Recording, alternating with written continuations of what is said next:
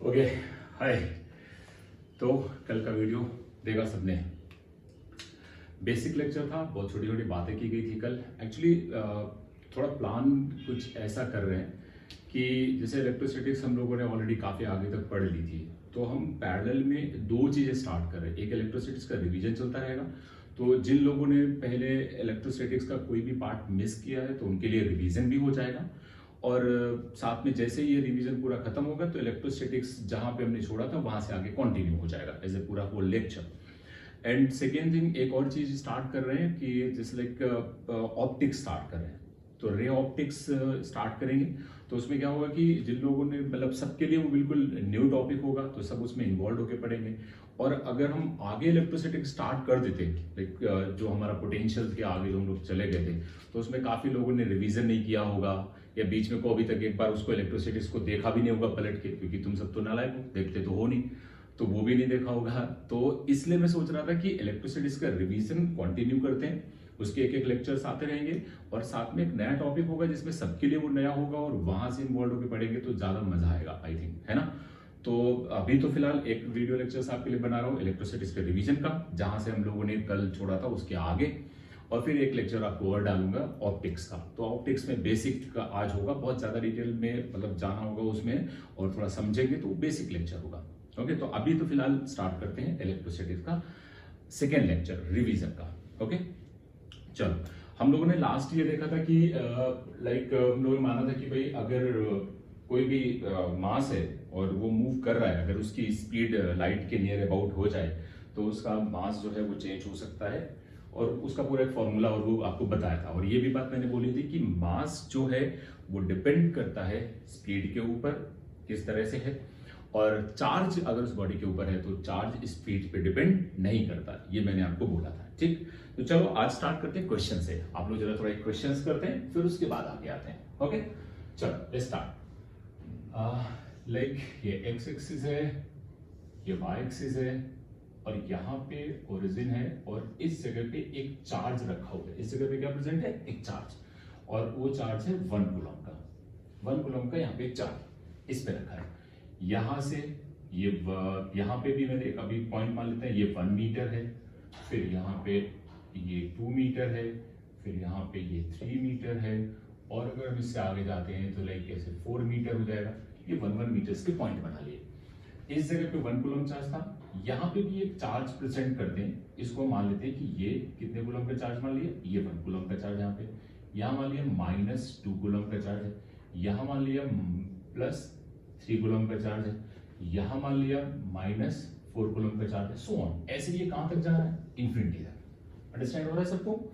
ये कहां तक मूव करता हुआ जाएगा? इंफिनिटी तक। ओके, ऐसे रखे हुए बहुत सारे ऐसे 1 मीटर्स पे ऐसे चार्जेस रखेगा, और चार्जेस के रखने का ऑर्डर ये है। अब मेरा सिंपल क्वेश्चन ये है कि इन सारे चार्जेस की वजह से ओरिजिन पे रखे हुए 1 कूलम के चार्ज के ऊपर नेट फोर्स कितना लगेगा? क्वेश्चन समझ आया? ये सारे चार्जेस 1 मीटर की डिस्टेंस पे रखे हुए, और कितना चार्जेस है? 1 कूलम, -2 कूलम, +3 कूलम, -4 कूलम, ऐसे रखे हैं कहां तक? इंफिनिटी तक। इसी ऑर्डर में आगे बढ़ते चले जा रहे हैं। तो सेंटर पे या ओरिजिन पे रखे हुए 1 कूलम चार्ज के ऊपर फोर्स फाइंड करना है। ओके, चलो 10 सेकंड ट्राई करके देखो, कॉपी पेन निकाल के करो एक बार, फिर मैं इसको समझाता हूं। जल्दी से अटेम्प्ट करो 10 मिनट के अंदर। ओके,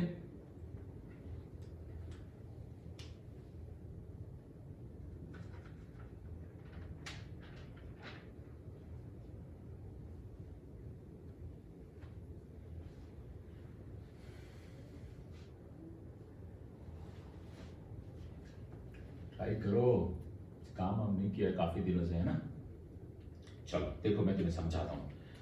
ऐसा समझो कि एक बात बताओ, ये अगर 1 कूलम का चार्ज है तो ये इसके ऊपर फोर्स लगा रहा होगा किधर? लॉजिकली सोचो, ये पॉजिटिव है तो इधर लगा रहा होगा, ये नेगेटिव है तो इधर लगा रहा होगा, ये पॉजिटिव है तो इधर लगा रहा होगा। तो अगर मैं इस डायरेक्शन को पॉजिटिव मान लूं और इस डायरेक्शन को नेगेटिव मान लूं, तो क्या मैं सबके फोर्सेस लिख सकता हूं? तो देखो कैसे लिखना है। तो अगर मैं नेट फोर्स बोलूं कि जो फोर्स लग रहा है नेट, वो कितना होगा उसको समझना। तो F इज इक्वल टू लिखा जा सकता है, यहाँ पे थोड़ा समझने वाली बात है, थोड़ा ध्यान देना इसको किस तरह से लिख सकते हैं। तो F इज इक्वल टू यहाँ पे K, ये कितना है? 1 कूलम, ये कितना है? 1 कूलम, डिवाइड बाय डिस्टेंस कितनी है 1 मीटर। समझ आया? अच्छा, प्लस अगर तुम ढंग से देखो तो ये -2 का है, तो इसकी डायरेक्शन किधर होगी? इस तरफ। इस पे ये अट्रैक्ट करेगा ना इसको, तो क्या हम ये कह सकते हैं कि इसको एक माइनस लगा रहे हैं पे, ये माइनस आ गया के 1 coulomb into 2 coulomb divided by 2 का स्क्वायर। समझ आया कि नहीं है? अच्छा, अब देखो ये प्लस है तो क्या हो जाएगा प्लस के 1 कूलम 3 कूलम डिवाइडेड बाय 3 का स्क्वायर। ऐसे ही कहां तक चला जाएगा? इंफिनिटी तक। समझ आ रहा है? अब देखो यहां से क्या कॉमन ले लो, अगर तुम ढंग से ध्यान दो तो तुम देखो के 1 कूलम को कॉमन ले लो तो के बाहर आ जाएगा, और ये तो सब 1 है, ठीक है ना? तो यहां क्या बचेगा अंदर, जरा ये समझना। यहां बचेगा 1, ये 2 इस एक 2 से कट जाएगा तो -1/2। अंडरस्टैंड हो रहा है कि नहीं हो रहा है? ये कितना हो गया -1/2। और देखो जरा यहां क्या आएगा प्लस, इसमें से देखो k1 तुमने कॉमन ले लिया तो यहां कितना बचेगा 1/3 -1/4, ऐसे डॉट डॉट इंफिनिटी तक। ये फोर्स आ गया इसके ऊपर। अब मेन प्रॉब्लम क्या होती है, ये मैथ्स वाले बच्चे बहुत आसानी से समझ सकते हैं, बट हमारे जो नीट वाले बच्चे हैं उनको थोड़ा इसमें एक दिक्कत आती है कि वो कैसे इसको कैसे सॉल्व करोगे, इसमें क्या लगाओ, इसका कैलकुलेशन करोगे। ये एक इंफिनिटी तक कोई सीरीज बन रही है, तो ये कौन सी सीरीज बन रही है, कैसे करोगे, पर सोच के देखो क्या लॉजिक लगा जाए, फिर मैं बताऊंगा। थोड़ा मैथ्स ओरिएंटेड है बट फिर भी सोचने लायक है।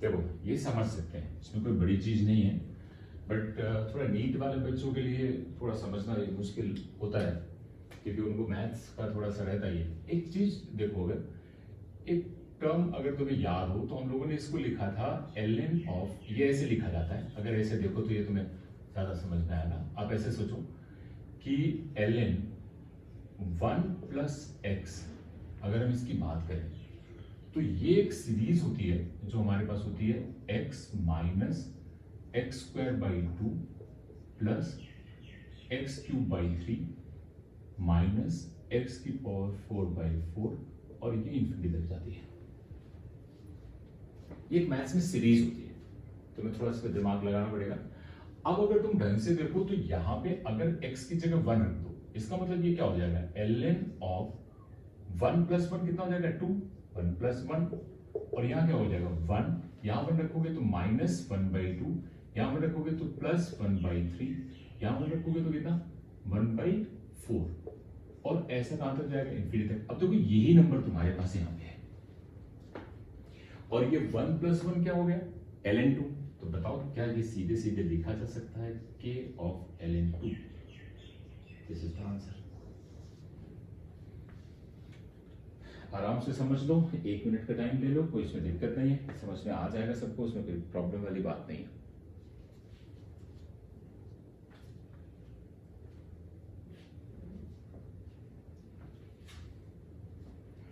आसान है यार, समझ आ गया होगा, कोई दिक्कत तो नहीं है ना, क्लियर है?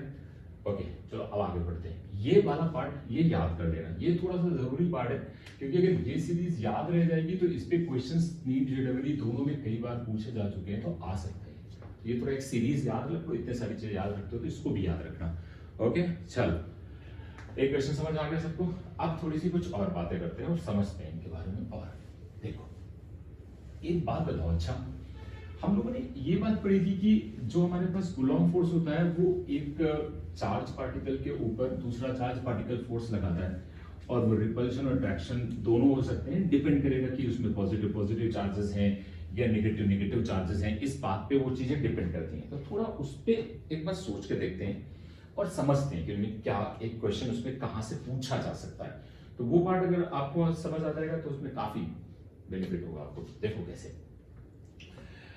अगर मान लो मैं यहाँ पे ये बोलता हूं कि यहाँ पे एक चार्ज और यहाँ पे एक चार्ज रखा है, सपोज मान लिया मैंने यहाँ पे Q1 चार्ज रखा है और यहाँ पे एक Q2 चार्ज रखा है प्लस का, ठीक है। अब तुम सोच के देखो, इसके ऊपर ये फोर्स इधर की तरफ लगाएगा F12 और इसके ऊपर ये फोर्स इधर की तरफ लगाएगा F21। ये बात मैंने लास्ट लेक्चर में करी थी, आपको समझाया। यहाँ पे एक्चुअली एक चीज थोड़ी सी यहां समझ लो, मे भी ऐसा क्वेश्चन पूछा जा सकता है कि सोचो ये वाला चार्ज पार्टिकल इसके ऊपर इधर फोर्स लगा रहा है, ठीक है, और ये वाला चार्ज पार्टिकल इसके ऊपर इधर फोर्स लगा रहा है। हमने ये बात पहले ही कर दी थी कि इसका मैग्नीट्यूड आपस में इक्वल होता है। ये बात समझ में आती है, जितना ये चार्ज इसके ऊपर फोर्स लगाएगा उतना ही ये चार्ज इसके ऊपर फोर्स लगाएगा। ये बात हमने लास्ट लेक्चर में समझ ली थी, ओके। तो आप सोचो, मैं ये कह सकता हूं कि जितना ये इसके ऊपर लगाया उतना इसके ऊपर लगाया, तो ये तो कह सकते हैं ना कि ये एक्शन का रिएक्शन, एक तरह से न्यूटन थर्ड लॉ। ये बात समझ में आ रही? तो कई बार ऐसा हो सकता है कि आपको ये बोलेगा कि दो चार्ज पार्टिकल्स हैं, तो उनके बीच में लगने वाला फोर्स रिप्रेजेंट कर रहा है एक्शन का reaction like belonging to Newton third. ये बात समझ में आ रही? बट एक चीज इंपॉर्टेंट है, मान लो उसी में उसने एक ऑप्शन और डाला और उसने ऐसा लिख दिया कि this is the pair of action and reaction and central force.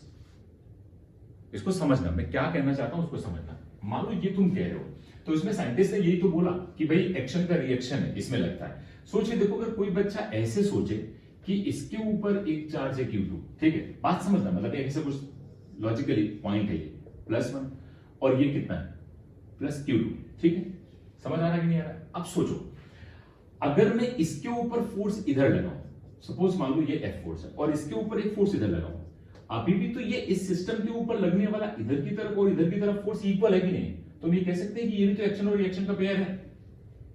But क्या ये चीज इसके लिए वैलिड है? नहीं, ये गलत।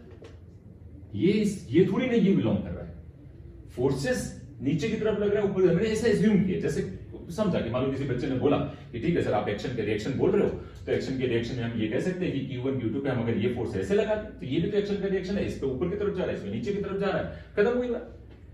लेकिन ये चीज यहां पे वैलिड है। तो अब सोच के देखो, ये फोर्स और ये फोर्स जो है वो एक दूसरे के ऊपर लग रहे हैं, लेकिन ये ज्वाइनिंग लाइन के थ्रू पास कर रहे हैं, यानी कि अलोंग द ज्वाइनिंग लाइन। इसको बोला जाता है सेंट्रल फोर्स। तो नीट में अगर कोई क्वेश्चन पूछा जाएगा तो उसमें हो सकता है कि वो इस तरह के ऑप्शंस डाल दें। एक ऑप्शन मान लो आपको बोल दिया कि ये एक्शन का रिएक्शन है, एक pair of action and reaction है, और साथ में उसमें दूसरे ऑप्शन में उसने डाल दिया कि pair of action and reaction and central force. तो आप एक्शन और रिएक्शन वाला टिक नहीं करोगे, उसमें टिक कौन सा करोगे? एक्शन रिएक्शन तो है ही, और लेकिन उसमें और क्या इन्वॉल्व हो गया? सेंट्रल फोर्स या force along the joining line. Joining line नहीं लिखेगा, नहीं लोग समझ जाएंगे, तो उसमें सेंट्रल फोर्स करके लिख सकता है। तो आपको ये थोड़ा सा ध्यान रखना है कि ऐसे ऑब्जेक्टिव हो सकते हैं। तो ये गलत चीज है, ये सही है। तो यहां पे एक चार्ज दूसरे चार्ज के ऊपर फोर्स लगाता है, इक्वल एंड अपोजिट, तो इनको हम लोग एक्शन का रिएक्शन बोलते हैं या pair of action and reaction बोलते हैं, और साथ में ये बोलते हैं and central force. Central force का मतलब हुआ कि ये इसी ज्वाइनिंग लाइन से पास करेगी। ओके, आई थिंक सबको अंडरस्टैंड हो गया होगा। छोटा सा पॉइंट था, कभी हो सकता है ऑब्जेक्टिव इस तरह का आ जाए तो तुम्हें उस पर ध्यान रखना है। ओके, सबको समझ में आ रहा? ओके, चलो अब थोड़ा और आगे बढ़ते हैं और कुछ चीजें और समझते हैं। देखो, एक टाइप के क्वेश्चंस कैसे आते हैं, अब थोड़ा हम बेसिक उस पर जाते हैं। और जो क्वेश्चंस पूछे जाते हैं नीट में या जेडब्ल्यू में, कई बार ये आ चुके हैं क्वेश्चंस हर जगह, आप देखोगे तो आपको मिलेंगे उसमें। तो वो क्वेश्चंस कैसे होते हैं थोड़ा समझना है मैं उन चीजों को, ठीक है। एक पॉइंट समझो, अगर मैं आपसे कहूं कि यहां पे एक चार्ज है, सपोज एग्जांपल्स के थ्रू लेते हैं, और आपको बोला जा रहा है कि यहां पे एक चार्ज है 4Q का और यहां पे एक चार्ज है +Q का। ये फिक्स चार्जेस है। कैसे चार्जेस हैं? फिक्स चार्जेस है। ये इस जगह पे फिक्स है और इनके बीच की डिस्टेंस d है, और आपसे कहा गया कि थर्ड चार्ज लाया गया, एक थर्ड चार्ज लाया गया, suppose +Q charge third charge लाया गया और यहां पे रख दिया गया। आपसे बोला गया ये डिस्टेंस बताओ कितनी होनी चाहिए कि ये थर्ड चार्ज रेस्ट पे रहे। ये तो तुमने पहले से ही फिक्स करके रखे हैं, ठीक है। अब थर्ड चार्ज तुम लेके आए, ढंग से समझना है, इसमें कुछ है नहीं। थर्ड चार्ज लेके आए, उसको इस ज्वाइनिंग लाइन के यहां पे कहीं रख दिया। अब आपको ये पोजीशन तो पता नहीं, तो यही कैलकुलेशन करना है कि इस वाले चार्ज से ये डिस्टेंस x मान ली मैंने, तो आपको x कैलकुलेट करना है कि ये वाला चार्ज रेस्ट पे है। अच्छा चलो, इससे x मान ली और इससे क्या मान लिया y। देखो इसका एक बहुत शॉर्टकट तरीका है, ये कैलकुलेशन से आता है तो बहुत उस पे लंबे कैलकुलेशंस पे नहीं जाएंगे, शॉर्टकट ही समझ लो तुम्हें आ जाएगा, और फॉर्मूले याद रख लेना तो उस पे काम आएंगे आपके, ठीक है। देखो ढंग से समझना, अगर तुम्हें ये डिस्टेंस निकालनी है, ठीक, कैसे करोगे? ये डिस्टेंस जो x दी गई है, कौन सी डिस्टेंस? ये x is a small Q की किससे डिस्टेंस है? 4q से। अंडरस्टैंड करो, किससे डिस्टेंस है? 4q से। तो ऐसे समझो, यहां लिखो x is equal to, x calculate करो, एक ही लाइन में कैलकुलेशन हो जाएगा, बट ध्यान से समझोगे तो x कैलकुलेट करना है, ये x ये लिखा। अब इनके बीच की डिस्टेंस कितनी है? q4 की d ऊपर लिखो, डिवीजन में एक रूट लगाओ नीचे से, रूट के अंदर हमेशा चार्जेस के मैग्नीट्यूड का रेशियो लिखना है। कौन से चार्जेस का? ये और ये, ठीक। ये चार्ज कितना है? Q। ये कितना है? 4Q। अंडरस्टैंड हो रहा है कि नहीं हो रहा है? इसमें कोई दिक्कत वाली बात नहीं, बहुत आसानी से समझना है।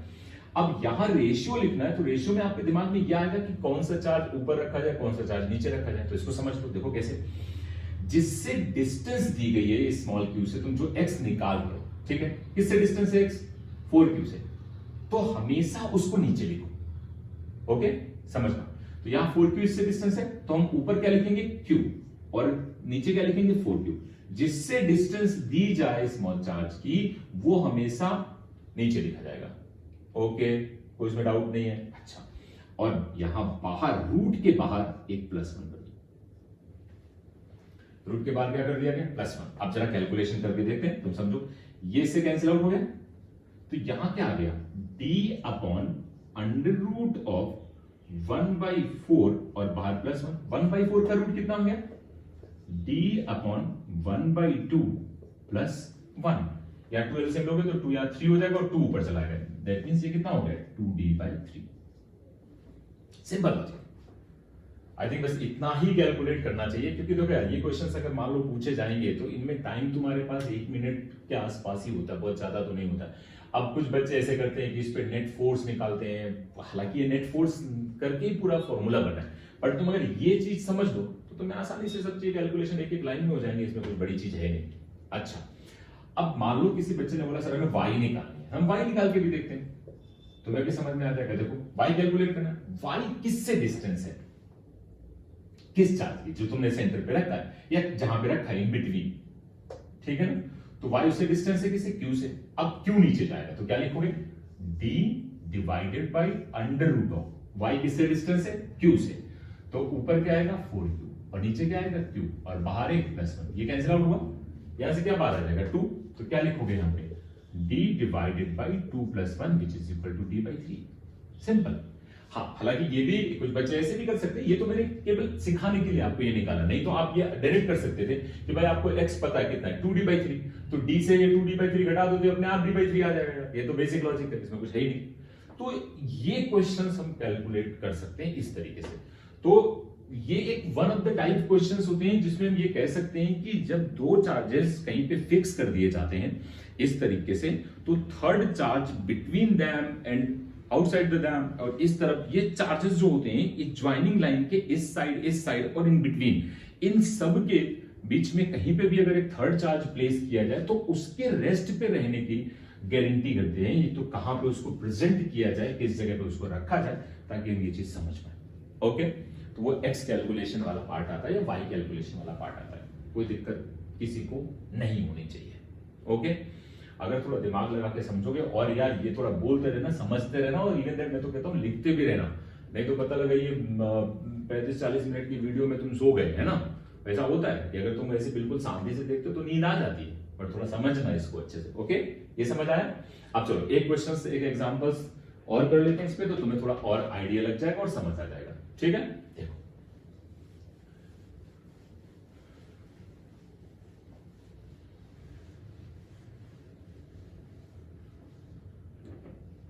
अंडरस्टैंड करना। मालूम मैंने तुम्हें ये क्वेश्चन दिया, ये तुम्हें ही करना है, बस थोड़ा समझना है। मैंने क्या बोला, यहां पे मैंने एक चार्ज रखा 4q, ओके, और यहां पे एक चार्ज रखा मैंने 9q प्लस का, ये प्लस का, और बीच की डिस्टेंस कितनी है? d। और मैंने तुमसे बोला कि एक थर्ड चार्ज प्लेस करना है इन बिटवीन दिस, तो पोजीशन बतानी है। मालूम तुमने यहां रख दिया थर्ड चार्ज, ठीक, चलो यहां रख दिया। ओके, थर्ड चार्ज यहां प्लेस कर दिया, मान लो ये प्लस का है, प्लस या माइनस कुछ भी रखो, उससे कोई ज्यादा फर्क पड़ने वाला है नहीं। और ये तुमने प्लस रख दिया, और ये डिस्टेंस तुमने मान ली x है और ये डिस्टेंस क्या मान ली y, this distance is y। और मान लो आपको x कैलकुलेट करो या y कैलकुलेट करो, कोई एक वैल्यू, चलो क्या निकालना चाहोगे, y, 1 मिनट में देखो y कैलकुलेट करना है, y किससे डिस्टेंस है 9q से, तो ये नीचे जाएगा, ओके। तो d divided by under root of 9q नीचे जाएगा, 4q ऊपर रहेगा, तो क्या लिखोगे 4q डिवाइडेड बाय 9q, और रूट के बाहर +1 करना है, रूट के अंदर मत कर देना, सारा कैलकुलेशन चौपट कर दोगे, समझ में आ रहा है कि नहीं आ रहा, रूट के बाहर +1, ओके। ये कैलकुलेशन खत्म हो गया, यहां पे इसको कट करो, यानी ये क्या आ गया d अपॉन, ये देख 4/9 है, 4/9 से क्या बाहर आ जाएगा 2/3, 2/3 +1, यहां से लोगे तो कितना हो गया 3 आ जाएगा और 3 ऊपर चला जाएगा, यानी कि 3d/5। अब ये लॉजिकल बात है कि अगर तुमने y निकाल दिया तो d से तुम ये सब्ट्रैक्ट कर दो, तो क्या बच जाएगा, d से जब ये सब्ट्रैक्ट करोगे तो 2d/5। और अगर ऐसे तुम्हें 2d/5 नहीं समझ में आता, सपोज मान लो तुम ऐसा नहीं करना चाहते, तो x लिखो, x बताओ किससे डिस्टेंस है 4q से, तो 4q कहां जाएगा नीचे, रख के देख लेते हैं, d upon under root of 9q divided by 4q +1, जिससे डिस्टेंस, जो डिस्टेंस निकाल रहे हो वो जो फिक्स्ड चार्जेस हैं उनसे जो डिस्टेंस निकालो उसको हमेशा नीचे।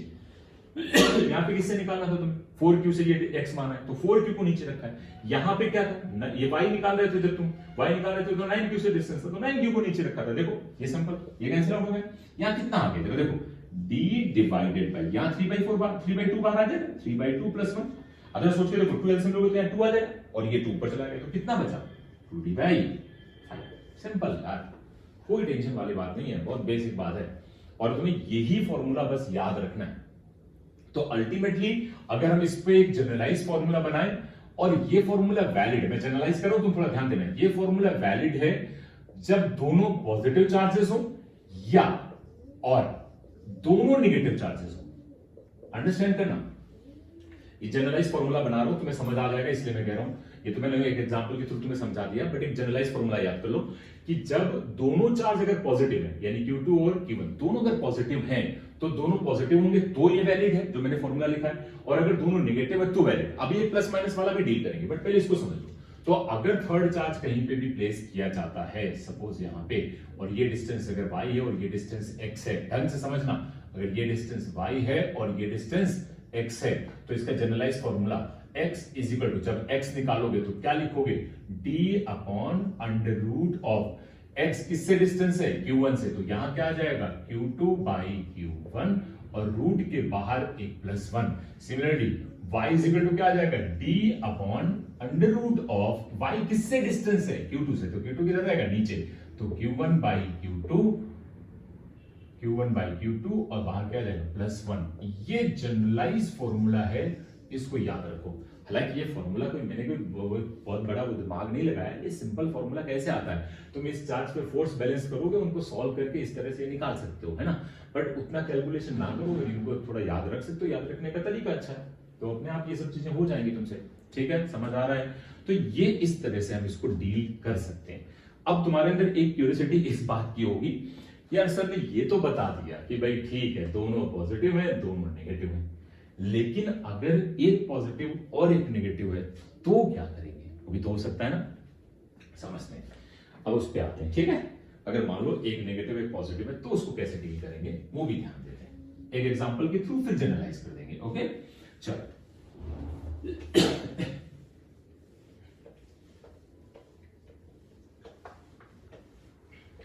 अच्छे से पढ़ते रहो यार, नीट वैसे भी देखो पोस्टपोन होने की कंडीशन पे आ गया है, शायद काफी आगे जाएगा, मे भी कुछ लोग ऐसा प्रेडिक्ट कर रहे हैं कि नीट एग्जाम जो है वो थोड़ा जून के फर्स्ट वीक या सेकेंड वीक में शायद पोस्टपोन होगा, अभी तो कुछ कह नहीं सकते हैं, बट फिर भी तो पढ़ते रहो, जितना रिवीजन कर सकते हो और मैक्सिमम क्वेश्चन सॉल्व करो, जितने ज्यादा क्वेश्चन सॉल्व करोगे उतना ही ज्यादा कॉन्फिडेंस आएगा एक पर्टिकुलर टॉपिक पे, क्योंकि अगर तुम क्वेश्चन सॉल्व नहीं करते हो ना, और मान लो कुछ बच्चे ऐसे होते हैं कि जो थ्योरेटिकल पढ़ लेते हैं कि भाई थ्योरी पढ़ ली, उनको लगता है कि उन्होंने रिवीजन कर लिया, नहीं, वो रिवीजन का एक अच्छा तरीका नहीं होता है। जब भी रिवीजन करो तो एक क्विक रिवीजन करो, अपने नोट्स उठाओ और उनको पलटो, एंड देन आफ्टर फिर उसके बाद सिंपल एक लॉजिक होता है कि आप सीधे एक कोई जो आपके पास क्वेश्चन शीट हो, आपकी अपनी पर्टिकुलर क्लासेस की क्वेश्चन शीट हो वो लगाओ। हमने बहुत सारी शीटें दी हैं, उनको कैलकुलेट करो, उनको देखो कि कौन कौन से क्वेश्चन तुमसे नहीं आए थे उस टाइम पे एक स्ट्रोक में, उनको निकालो, उनको कैलकुलेट करो, है ना। और प्लस एक कोई बुक ले लो जिसको पूरा सॉल्व कर डालो चैप्टर वाइज, है ना। बहुत सारी बुक आ रही हैं, अब अगर तुम लोग, और बाकी हम तो तुम्हें भी ग्रुप में शीट्स वगैरह भेजना स्टार्ट करने वाले हैं, और अभी तक तो जितने हमने रोज एक पेपर आपको सेंड किया है तो उस पेपर को आपने सॉल्व भी किया है, बट अभी थोड़ा सा नीट थोड़ा पोस्टपोन करने की कंडीशन पे है, तो हम लोग ये सोच रहे हैं कि आपको टॉपिक वाइज सीट बना दी जाए। सीट मतलब कि हर एक टॉपिक पे 30-35 क्वेश्चन आपको उसमें दे दिए जाए, तो उनको आप सॉल्व करो, जो ना है वो व्हाट्सएप पे भेज के हम लोग को उसके सोल्यूशन हम लोग दे देंगे, ठीक है ना। तो ये बेटर वे रहेगा, बट बैठो नहीं, करते रहो जितना भी कर सकते हो, ठीक है। तो अब चलो देखते हैं,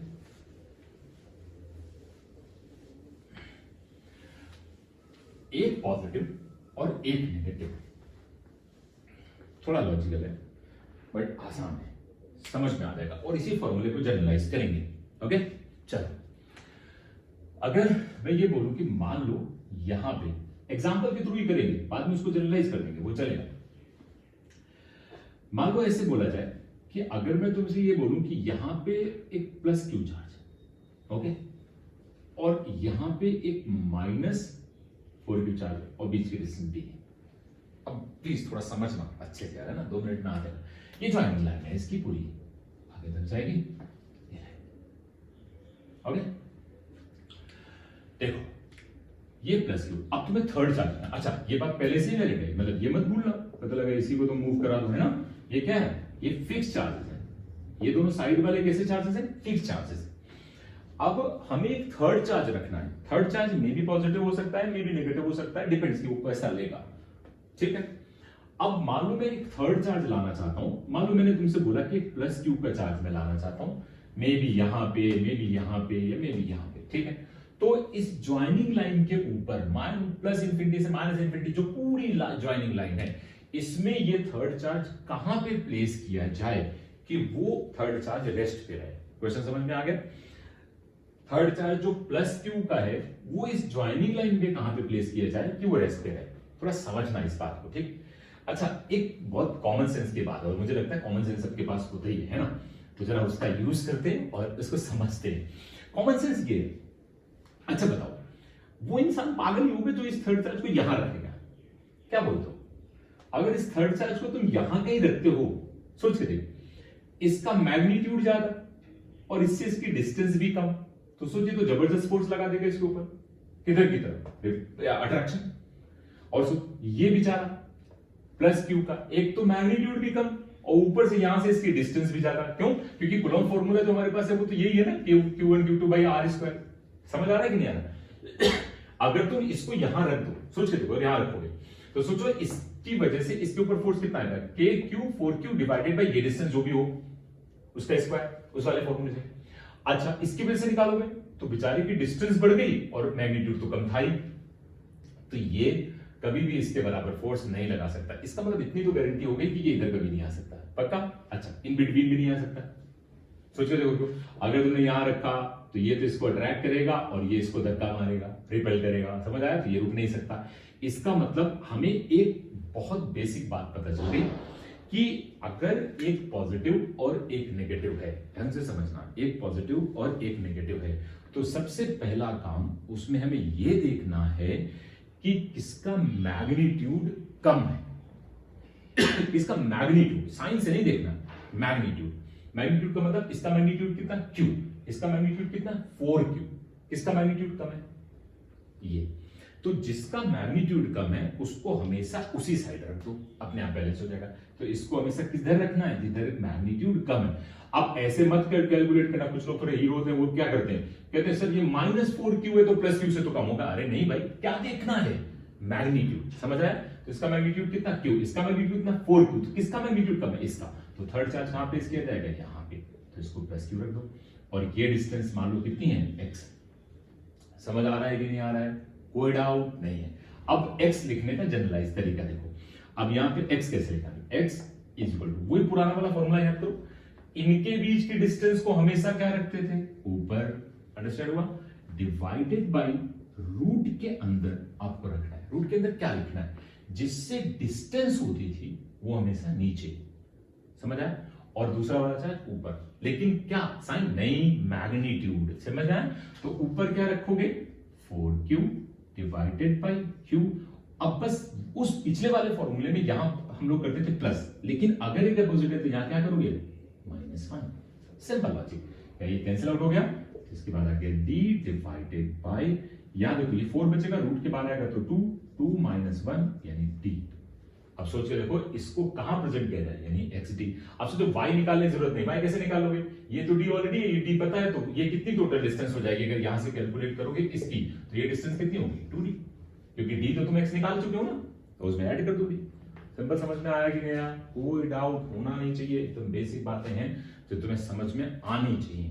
समझ आ रहा है? ये तो थर्ड चार्ज ऐसे प्लेस किया जाता है और इसको इस तरीके से हम ऑब्जर्व करते हैं। ओके, अच्छा, तो ये हमारे पास एक क्वेश्चन इस तरह का हो गया जो हम ये डिफाइन करते हैं। अब इसी में एक और टाइप का क्वेश्चन होता है जो थोड़ा इससे और बेटर होगा। ठीक है, हमने ये सब बहुत